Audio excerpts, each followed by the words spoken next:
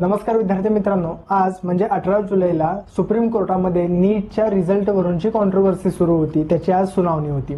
या आजच्या पूर्ण दिवसभराच्या सुनावणीमध्ये काय काय मुद्द्यांवरती डिस्कशन केलं गेलेलं आहे व फायनल कन्क्लुजन काय निघलेलं आहे ते थोडंसं आपण वन बाय वन बघणार आहोत. सगळ्यात अगोदर कोर्टाने पूर्ण इंडियामध्ये गव्हर्नमेंट आणि प्रायव्हेट कॉलेजेसच्या सीट्स किती आहेत याचा थोडासा पहिल्यांदा अंदाज घेतला. साधारणतः गव्हर्नमेंट कॉलेजेसच्या इंडियामध्ये 55,000 ते 56,000 एवढ्या सीट्स आहेत. त्यानंतर जे प्रायव्हेट आणि डीम्ड कॉलेजेस आहेत याच्यामध्ये साधारणतः 53,000. तर टोटल दोन्हीची करायला गेली government colleges, semi government colleges and deemed universities, तर हा टोटल नंबर साधारणतः 1,09,000च्या अराउंड जातो. या 1,09,000 सीट्स ज्या मुलांना मिळणार आहेत तर थोडंसं यांच्या दृष्टीनं आजच्या पूर्ण कोर्टाचं डिस्कशन झालेलं आहे.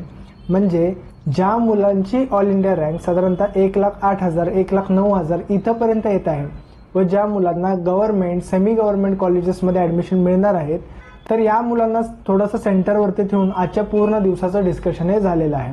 यानंतर आजचा पहिला मुद्दा घेण्यात आला तो म्हणजे रिओपनिंग ऑफ ॲप्लिकेशन विंडो. आपल्याला सगळ्यांना माहिती आहे की ठराविक पिरियडसाठी नीटच्या ऑनलाईन ॲप्लिकेशन फॉर्मसाठी विंडो ओपन करण्यात आली होती. त्यानंतर डेडलाईन संपल्यानंतर साधारणतः 8 व 9 एप्रिलला परत 2 दिवसासाठी ॲप्लिकेशन विंडो ही चालू करण्यात आली होती. ह्या टाइम पिरियडमध्ये किती मुलांनी रजिस्ट्रेशन केले व ह्या नवीन रजिस्ट्रेशन करणाऱ्या मुलांमध्ये अशी किती मुलं आहेत ज्यांना गव्हर्नमेंट व सेमी गव्हर्नमेंट कॉलेजला ॲडमिशन मिळू शकतात याच्यावरची थोडीशी चर्चा झाली. त्यानंतर IIT मद्रासचा जो रिपोर्ट आला होता की यावर्षीचा नीटचा सिलेबस साधारणतः 20 ते 25% कमी केल्यामुळे मुलांचे मार्क्स एवढे आलेले आहेत. हा सिलेबस कमी केलेला आहे व किती सिलेबस नवीन वाढवलेला आहे थोडंसं या मुद्द्यांवरती सुद्धा चर्चा करण्यात आली. त्यानंतर 3 असे सेंटर्स आहेत जिथे पेपर लीकच्या मेजर इन्सिडेंट्स समोर आले होते. त्यातलं पहिलं आहे ते म्हणजे हजारीबाग, जे की झारखंडमध्ये आहे. या सेंटरवरती क्वेश्चन पेपर म्हणजे प्रिंटिंग प्रेस पासून एक्झामिनेशन सेंटरपर्यंत पेपर कसा पोहोचवला गेला, कोणत्या दिवशी पेपर कुठे होता व मोड ऑफ द ट्रान्सपोर्टेशन काय होतं. तर ह्या डिस्कशनमध्ये एक गोष्ट समोर आली की या सेंटरवरती जो क्वेश्चन पेपर पाठवला गेला तो एका ई-रिक्षामधून पाठवला गेला. म्हणजे क्वेश्चन पेपर प्रिंटिंग प्रेस पासून एखाद्या सेंटरपर्यंत पाठवण्यासाठी एक स्टँडर्ड प्रोसिजर असते, एक स्टँडर्ड व्हेकल्स असतात, सिक्युरिटी असते, तर ती फॉलो न करता एका ई-रिक्षामधून हा पेपर त्या सेंटरपर्यंत पोहोचवला गेला. दुसरा सेंटर होतं ते म्हणजे पटना बिहार. पटना बिहारमध्ये सुद्धा पेपर लीकच्या इन्सिडेंट्स समोर आले होते.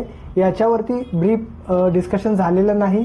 इथले जे इन्सिडेंट्स होते ते थोडेसे हजारीबागशी लिंक होते, काही सेपरेट लीकचे केसेस होत्या. याच्यावरती एवढं मेजर डिस्कशन हे आजच्या याच्यामध्ये झालेलं नाही. तिसरं सेंटर आहे ते म्हणजे गोध्रा, गुजरात. इथं पेपर लीक झाला नव्हता, मात्र तिथं जे सेंटर इन्चार्ज होते त्यांनी मुलांना असं सांगितलं होतं की तुम्ही ज्या तुमच्या OMR शीट आहेत त्या ब्लँक सोडा व तुमच्या 3 hours and 20 minutesच्या एक्झामिनेशन नंतर आमच्याकडून त्या फिलअप केल्या जातील. तर अशा प्रकारचं मुलांना सांगण्यात आलं होतं. पण एक्झाम चालू होण्याच्या अगोदरच ही गोष्ट लीक झाली होती व ते जे कोणी इन्चार्ज होते त्यांना अरेस्ट सुद्धा करण्यात आलेली होती. मेजर 2 सेंटर्स आहेत. एक आहे हजारीबाग जे की झारखंडमध्ये आहे व दुसरं सेंटर आहे जे की पटनामध्ये आहे. या 2 सेंटर्सवरतीच आज पूर्ण वेळ डिस्कशन हे झालेलं आहे. त्यानंतरचा डिस्कशनचा मुद्दा होता तो म्हणजे NTA's रेव्हेन्यू. म्हणजे आपण जसं की या डिस्कशनमध्ये समोर आलं की एका ई-रिक्षामधून हा पेपर पाठवला गेला. कोर्टाने याही गोष्टीची माहिती करून घेतली की साधारणतः एक फॉर्म भरायला NTA मुलांकडून किती चार्ज घेते. साधारणतः ओपन कॅटेगरीचा विद्यार्थी असेल तर त्या मुलांनी 1,700 रुपये फॉर्म फी भरलेली असते. OBC वगैरे कॅटेगरीचे मुलं असेल तर त्यांनी 1,600 रुपये भरलेले असते. समजा 23 लाख मुलं फॉर्म भरतात तर 23 लाख मुलांमधून साधारणतः रेव्हेन्यू किती जनरेट होतो व साधारणतः ही सगळी एक्झाम कंडक्ट करण्यासाठी NTAला किती एक्सपेंडिचर येतं. तर या सगळ्या गोष्टींचं अनालिसिस करण्यात आलं व त्यानंतरचं डिस्कशन होतं ते म्हणजे की रिझल्ट.